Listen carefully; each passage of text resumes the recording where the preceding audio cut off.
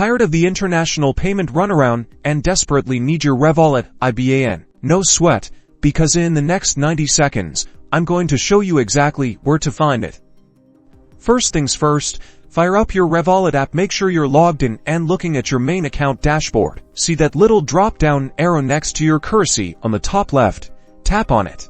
This will bring up a list of your different currency accounts. Now, select the account you need the IBAN for. Usually, it'll be your main currency, like GBP, USD, or look for the details option just underneath your selected currency and tap on that. Boom!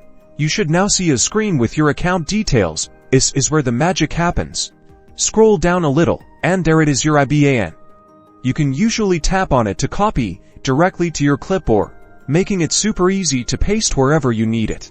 And that's it. You've successfully located your Revolut IBAN. Now you can receive those international payments with ease. If you found this helpful, give us a like and subscribe for more quick and easy Revolut tips and tricks.